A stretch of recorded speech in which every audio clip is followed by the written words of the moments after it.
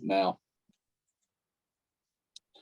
In our next series of interviews for the Rockhouse Mag, we have none other than Ritcho Ritchie. Mark and his band Stonetrip have hit the scene in Melbourne with great applause. Their singles have not only received great success from a national perspective, but they've also received recognition from abroad as well. It is with great pleasure that we welcome Ritcho to the Rockhouse. How are you, man? Good, buddy. How you doing? Yeah, good. How's life in Melbourne? Cold.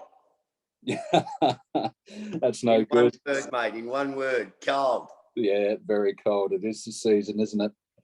Mate, before we go into all of the wonderful stuff you're doing with Stonetrip, I'd just like to go back a little bit in time to a time where you first discovered your great vocal prowess.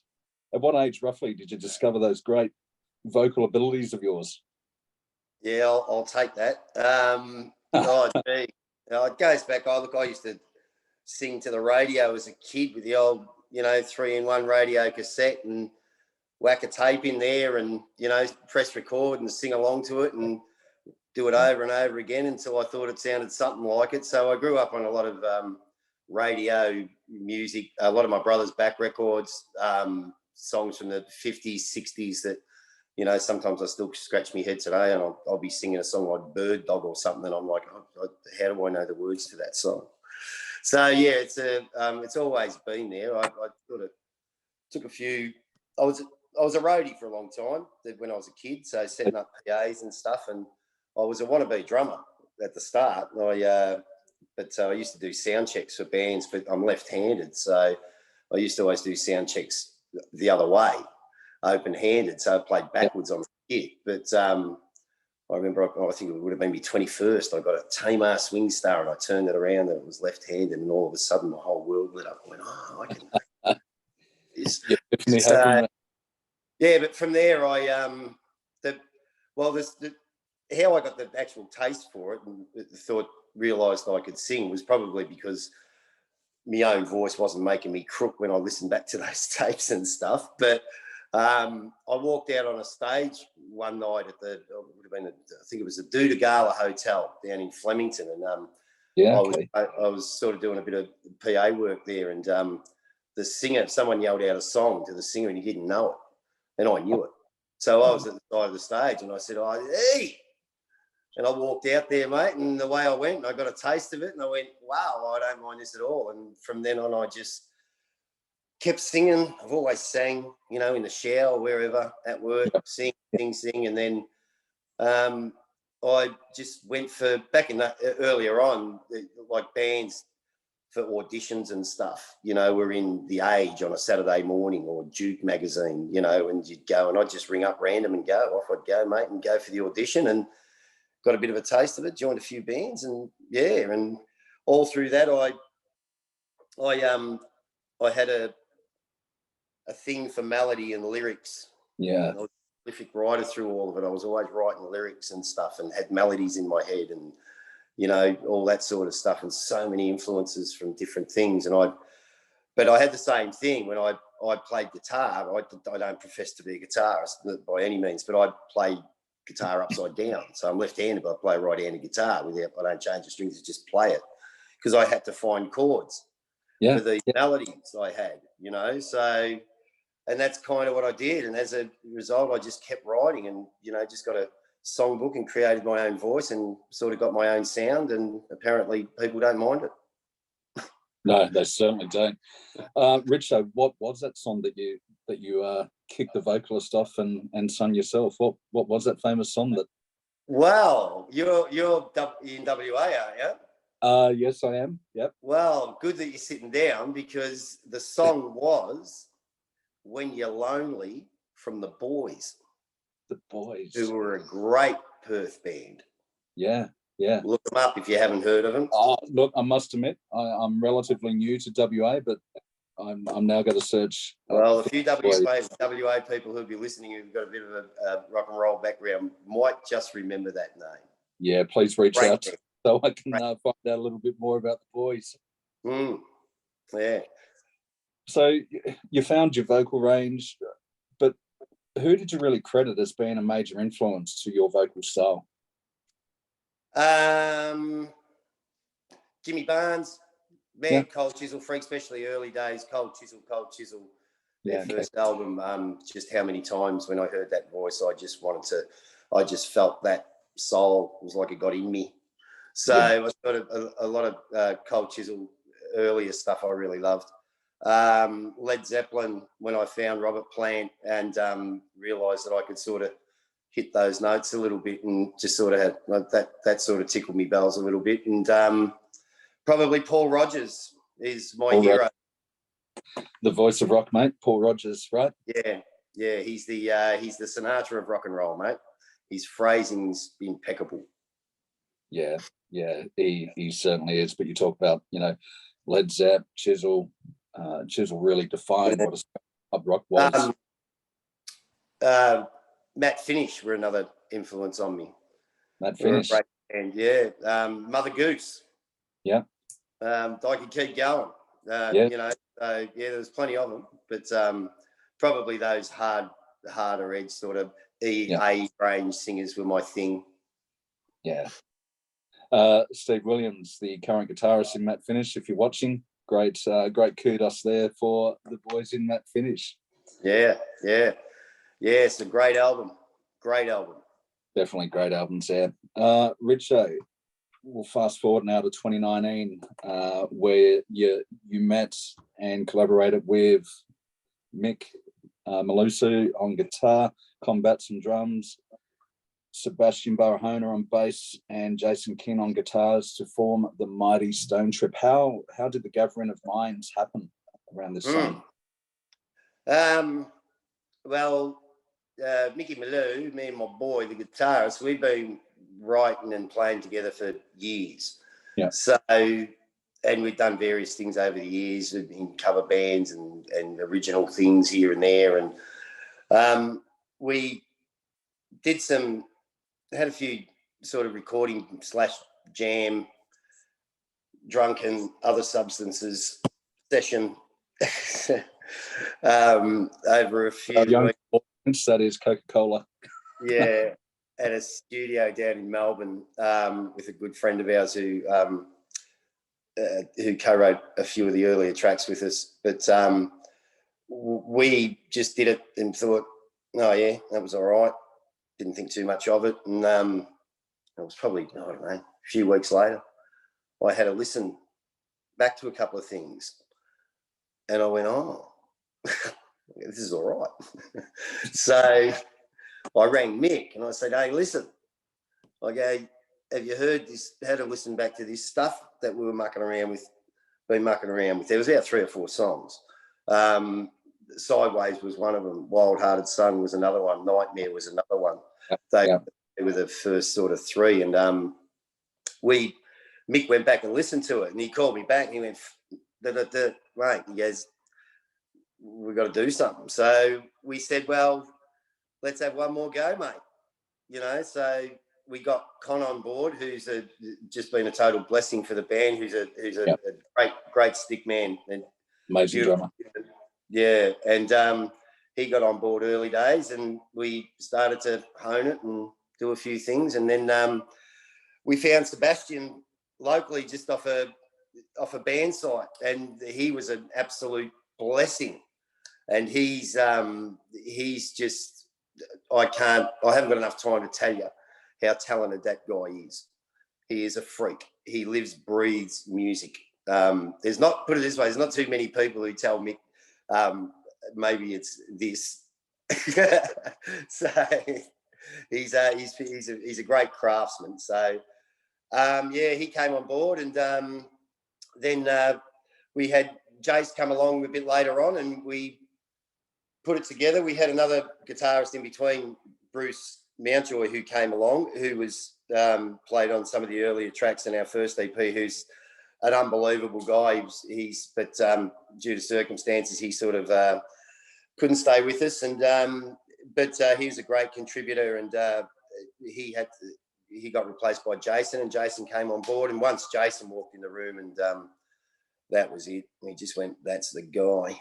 So, and you'd think Jason had been in it from the start. He lives and breathes it and loves it. So yeah, we just kept writing, and we write a few different ways now. So, you know, we're a little bit more band orientated with our writing, or we're going down that track a little bit now. So, yeah, it's that's sort of how it came together. It's awesome. So the first gigs happened around the Melbourne area at this 2019 stage. A lot of the reviews from your gigs back in that time stated that it was high octane and full of energy. What was the feeling like? Five of you got together and actually played some of these songs live.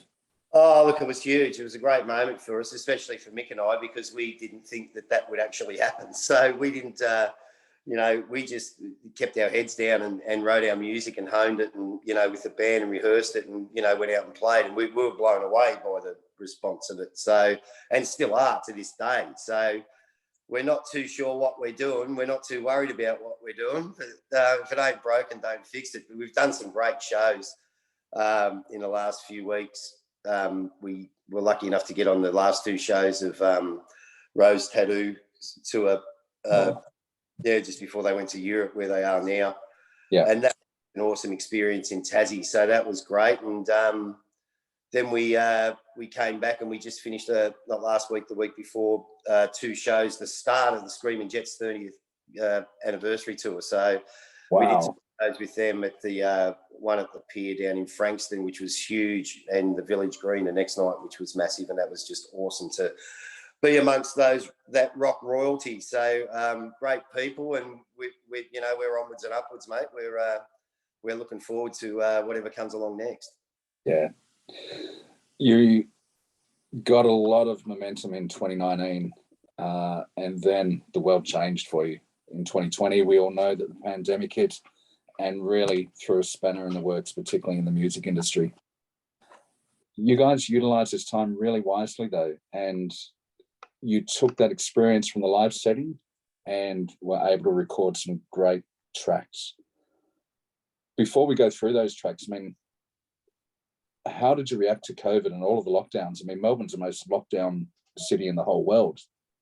How did you make that relationship? How did you keep that creative energy going? And how did you actually get to recording some of these great tracks? Well, yeah, we copped it hard down here, mate. It was brutal. But, you know, we just thought there was, at the time, I remember saying to the boys that there's a lot of people doing the Facebook thing, you know, recording and doing those live streams and that. And we thought, well, I don't really want to do that. I'm not really interested in doing that sort of thing. We'd rather be a little bit more productive in what we were doing. So we got to, you know, writing and honing across, you know, Facebook Messenger and all sorts of things, and mixing and songs and sharing them around and writing them. And we were lucky we got into do the first EP sort of just around the first sort of COVID thing. But we recorded with Ricky Ray. I don't know if you know who Ricky Ray is, but don't you know who he is? He's an unbelievable engineer, producer, and even better human being. But we recorded with him down at Light Hill Studios, down in Riddles Creek, up near Sunbury, in the sort of edge of sort of suburbia, and just on a beautiful acreage studio farm. And we were just in the vibe, we were in the moment. Ricky got the best out of it. The production on that EP is insane. So he just caught the best of us. So, and then we wrote more songs.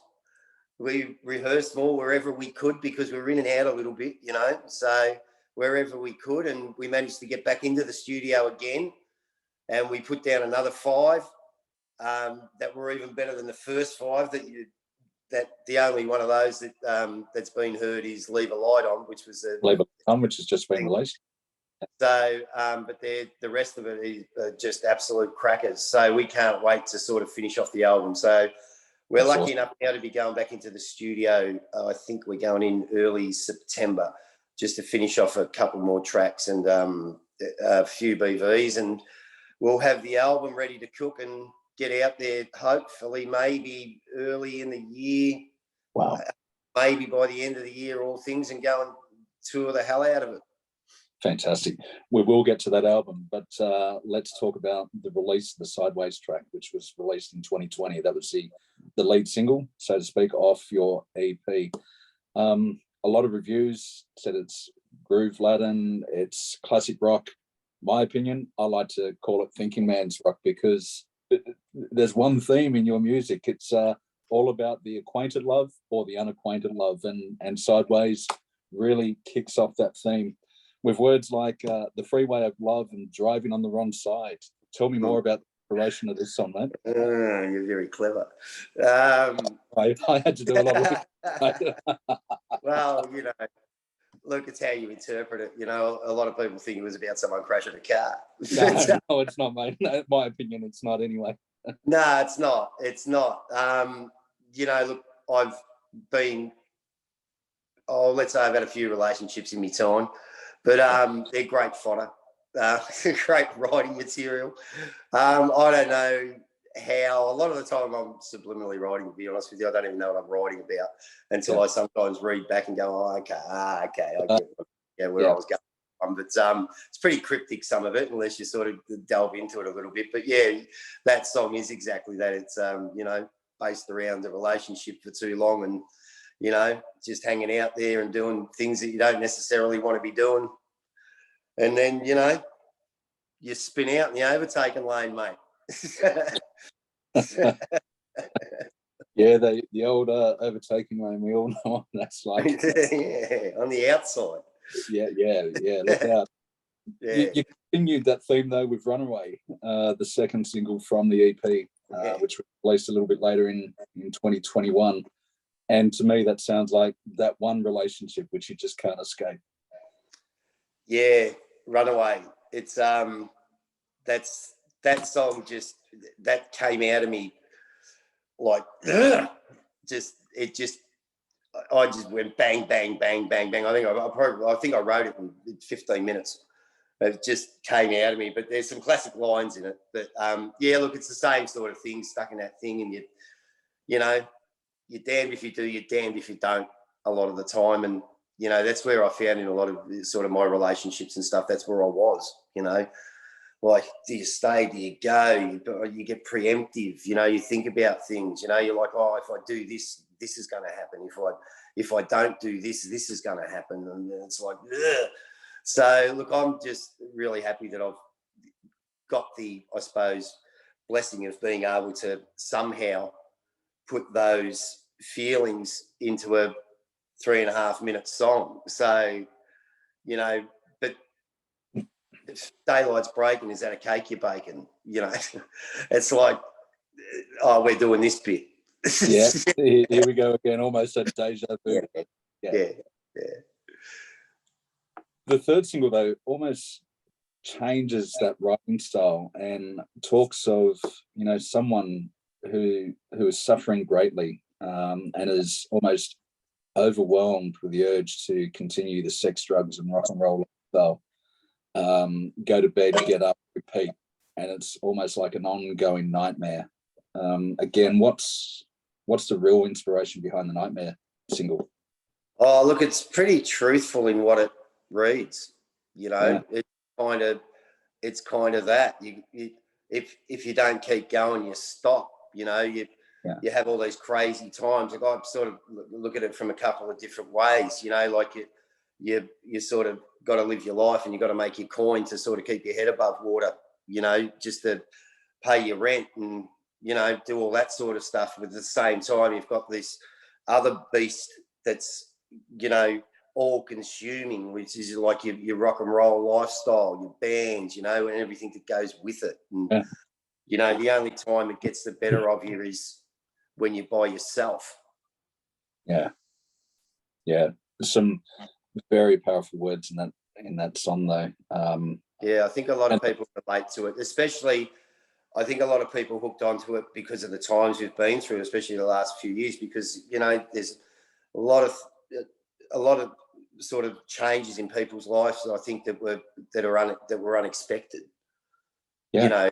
And with that comes probably a little bit of anxiety and worry and what's going to happen, and and you resort to certain things to sort of calm that down a little bit sometimes. Yeah, you're right. I mean, there was a lot of time for people to move into that anxious period of time when all the lockdowns happened. But conversely, after 2 years of lockdowns, the exact opposite happened. When we were coming out of it, people were anxious about returning to the world outside, right? So yeah, well, look, to be honest with you, I was sort of going through a breakdown and a breakup, not a breakdown, almost a breakdown. But I was going through a breakup sort of at the time, you know, and I remember I was sort of sitting there and I didn't really know what to do. I had a bottle of Maker's Mark in front of me, and I was pretty down, and I was like, what am I going to do? Am I going to drink this, feel all right for a few hours, be crook tomorrow, or am I going to deal with it like I should? Yeah. So I tipped the bottle out. Wow. And changed the way I was approaching things. Yeah. So, you know, and a lot of that stuff, you know, if you choose not to decide, you still made a choice. You know, so, but look, hey, I'm lucky and I'm grateful. There's a lot more people out there in the universe that are doing a lot harder than me and you, and you know, and I get all that, and it's, you know, I get exposed to it a lot, especially with some of the people I meet in the community who, how the hell they even got here. I've got nothing to complain about. So, you know, yeah, you know, I could talk about that for hours, but you know, in terms of the writing and all that sort of stuff, I guess just comes out of me and somehow just weaves its way through. Mate, you are an absolute beautiful storyteller, and all power to you for making some great decisions over that time, mate. And I think that strength is really reflected in that Nightmare song, mate. So a beautiful song, and it means even more to me now. Thank you for sharing that, mate. Cool. Yeah. The EP comes out. We've covered the first 3 songs: Sideways, Runaway, Nightmare. The extra couple of songs on there, My Angel and Wildhearted Son. My Angel, another beautiful song, which probably talks more about the acquainted love more than anything. And just some of the words: you're my angel, though you're falling. The song goes on, don't you know that I need someone like you? That's just so beautiful, mate. Wow, I'm getting teary just thinking of that word. Yeah, look, it comes from a special place, that song. It just came out of me. The song goes back to, I wrote it about my mum. And God bless her, she passed away in 2013. But the words, you're my angel, although you've fallen, I'll catch you every time, is because when she was not well, she'd fall over and she couldn't get up, and literally. So, you know, and she had a button around her neck and someone had to come and get her. And so that's sort of, I think that's subliminally where that line sort of came from. But when she passed away, I had to, or I was supposed to sing that song at the church with my upside down acoustic guitar. And I couldn't do it. I went to water. I couldn't do it. And anyway, cut a long story short, when we were putting her down, I had the original lyrics in my hand and I threw them down with her. And I swear to you, from that moment, that song has never left me. So good on you, Mum. But, you know, it's, and to sing it live is hard. It's still hard. I was going to ask that. I mean, all of your songs that we've covered so far are just full of emotion. You must be like shattered after you get off stage, knowing all of this. I give it all I got. You know, like I think that's the essence of Stonetrip. None of us are trying to be anything. You know, we're all we're trying to do is express our feelings, I guess, through our music. You know, like some of the passion that Mick plays solos to is just, it raises the hairs on your arms, and the bass lines and the rhythm sections, they're sometimes so sweet, but most times hard, good 4 on the floor rock and roll, which people have been starving for, and Jason coming on board with his unbelievable influences and his playing is just amazing. So yeah, it's I think that's what it is. I think it's just real. Yeah, it definitely is real, mate. The EP finishes off with Wildhearted Son. No, not the cult version, but your own song. Again, another great song. It just sounds like it's pursuing that love, the one. Yeah, it's it's a pretty daring lyric if you pull it apart. I won't repeat the lyrics. If you want to know what the lyrics are, go and get the EP and have a especially the second verse. I won't go to the second verse, mate, but it's all about the chase, right? yeah, pretty much. It's it's just a young lad. That's all coming up the way he come up, and but driving, looking for that one love. Yeah, I think musically that song dominates. The rhythm section and guitar riffs in that song are just unbelievable, and the time signatures and changes in it are just so wow. It's a great song to do live too. The punters love it. You can't help but like that song because it smacks you in the face. So yeah, it does. Hard song to sing though too. It's probably the hardest song for me to sing live because it's like right up. But yeah, I love the challenge. Yeah, it's good, and probably a great way to finish that EP after My Angel. Wildhearted Son is the complete turnaround to make you happy again. yeah.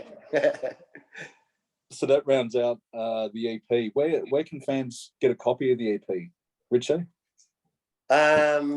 Lots of places. You can get it through all the social platforms, iTunes, through all there. You can go through our Facebook page and purchase it there. That's probably the best way through our online store. So there's other stuff too. There's heaps of stuff out there, T-shirts, all the rest of it. So yeah, feel free, people, to buy a T-shirt and get an EP. That'd be great. The EP actually comes with a poster. Right, there you go. Yeah. So we can find that through your Facebook page. So it's probably Stonetrip. Get onto it. Yeah. Leave a Light On was released earlier this year, and again that central theme of love continues. A little bit different though, two people who are basically connected by the soul. They're in ego-driven careers, but allow themselves time at the end of the day to be with each other. Again, what's the inspiration for you to write these beautiful lyrics? Well, I'll tell you a story about this song. I'll probably freak you out a bit, but I'm sitting there. Mick sent me their track, and as soon as I heard it, it triggered something. I went, that reminds me of something that I'd written before, melody-wise. That just sort of went that way, and it just sort of triggered something. So I went to my lyric book, right, that I've got. It's about a foot tall, right, and I searched through it, and I'm looking for this song, right. And anyway, I found it. I found the lyrics, right, and the song, I wrote it in 2006. Yep. Right? Again, just gets off. At least I've got the consistency of that relationship issues. If you can't be good, be consistent. But anyway, so take the interview from here. So please carry on. So like I'm matching. I'm listening. I'm going, mate. This fits. It fits perfect, right? But I didn't have a chorus, right? Because the chorus in the song that I've written sort of wasn't right for it. So, and you wouldn't believe it, I swear to you, on the other side of the page was another song that I'd written called Leave a Light On. And the first verse of that song became the chorus. and that's where the lyrics for Leave a Light On came from. And I couldn't believe, and they were written around the same time too, which was bizarre. But, I literally only had to write one line for that song to make it work, and that was Show Me the Way. Yeah. And with the help from Ricky Ray down at Light Hill, who's helped us on the producing side, that I can't thank him enough for, and the band can't, just went bang, and there it was. And it was, I'm so proud of that song for what it is, because it's still got that lyric, it's still got the same sort of thing, and for me it takes me back a little bit, and it reminded me of that time and that relationship I was in at that time, which again wasn't great. But anyway, I go all right for a while. And something happens. It's great inspiration for music though, mate, so keep doing what you're doing, right? Yeah. Mate, I'd love to say the band is going from strength to strength, but it isn't, because everything that you've released is just pure quality. You haven't started off at a rookie level and gone to almost like a professional level. Each of the 6 songs you've released so far are, my mind, instant party starters. Well, probably depends on what party you're at, but the quality is just there through each of the 6 songs. So you mentioned you're back in the recording studio, going back in September to finish the album. Personally, when can we expect the album to come out? Well, we're hoping it'd probably be in the new year, realistically, so we can tour. We're thinking about doing a few things, maybe getting over to Europe and doing a few things. So we're pretty excited about that. We're getting a lot of love from overseas as well, so which is pretty cool. But so yeah, hopefully there. But we want to tour it a little bit here first. Hopefully, get some really good supports and stay, at the level that we're at. But we've got to be on the ball to be able to do that. So, which is great for us, and we're really looking forward to it, and we're keen for it. We're hungry. We're like teenagers. So can't wait to get out there and sort of rip it up. But and we're really excited about the album. So we've got another track to do, and we've got to do a few guitars and some backing vocals and mix her up and master her and put her all together and figure out a name for it. And off we go, mate. Yeah. That's awesome. Can we expect a couple of lead singles to come out before the full-length album? Yes. Good. No secrets given away there, mate. Thank you. No, I got in trouble last week because I sort of hinted on something and mixed it. I'll smack you in the mouth if you do that again. I get too excited. Back then, mate. I will not be that individual. All right. So obviously, you have a huge ability to write music. What's the best setting and what's the best advice that you can give to aspiring songwriters? So twofold question: what's the best environment for you to write, and what's the advice you can give to aspiring songwriters? Okay, I find writing by myself in my own space. I never set times to write. I can't try and write something. I can't say, I'm going to write a song today. When it comes, it comes. If I catch it, I go for it, and I just keep going. But I always do that in my own space. With the band, that's what tends to happen a fair bit. I'll get all the music and we'll rehearse and I'll sketch up some sort of lyric or where I'm going with it, or more from an arrangement perspective than anything. And I'll come home to my own space and do my thing. And I still write by hand. So I'll write 4 or 5 versions of the song. Wow. Until I go, that's it. And that's all going on in my head.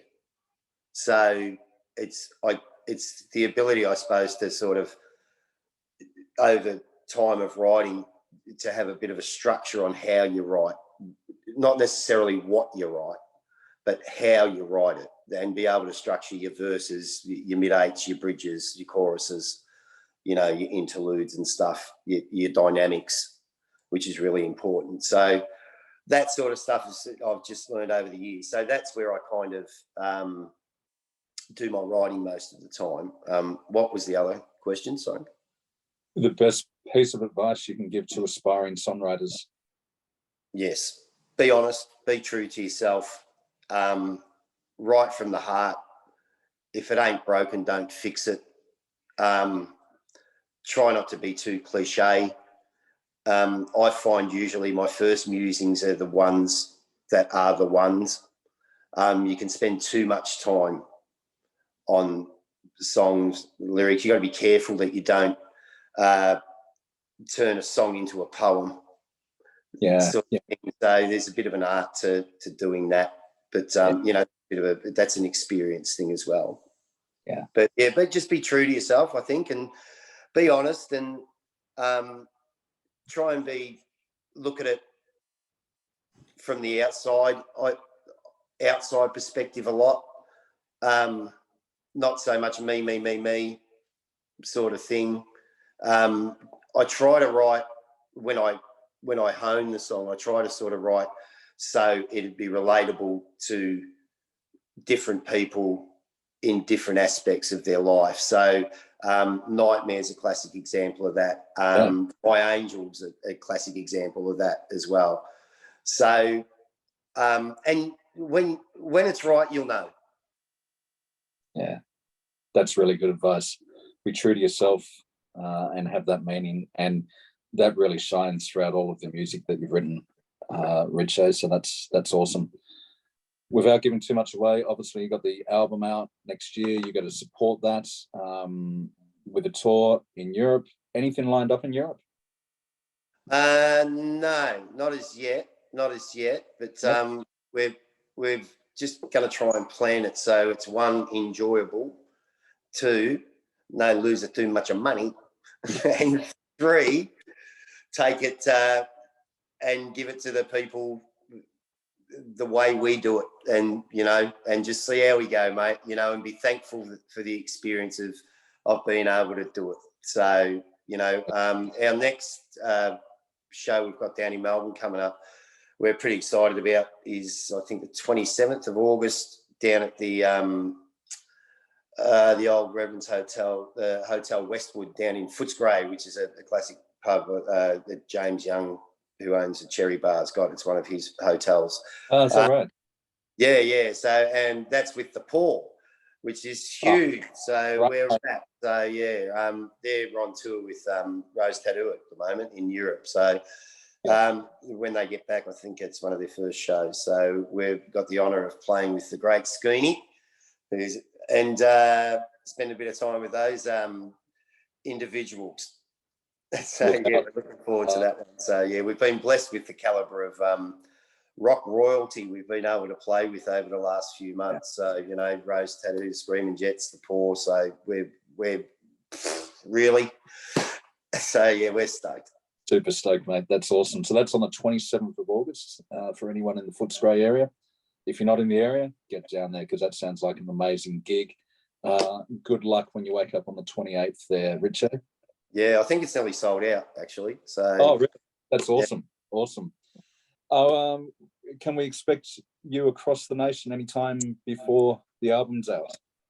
Well, I wouldn't mind getting around my own country a little bit. So hopefully we'll see how things go. If we've got the time, which we'll make the time to try and get over your side. I actually haven't been to WA before, so I've been all up the other side, but we might start that way. What do you reckon? Well, let me know if you do, mate, because yeah, we do. The front crying with you with My Angel, that had special meaning to me, mate. So excuse the guy. I'll come down and get my arms around you, mate, when I'm singing it. Fantastic. Ritcho, it's been an absolute pleasure. Really love the stuff that you've released. Don't forget, fans, go onto Facebook, search up Stonetrip, grab a t-shirt, grab their EP. You won't regret it. The new album coming out early next year, mate. All the best with everything. Just a fantastic band, and I wish you nothing but all of the best.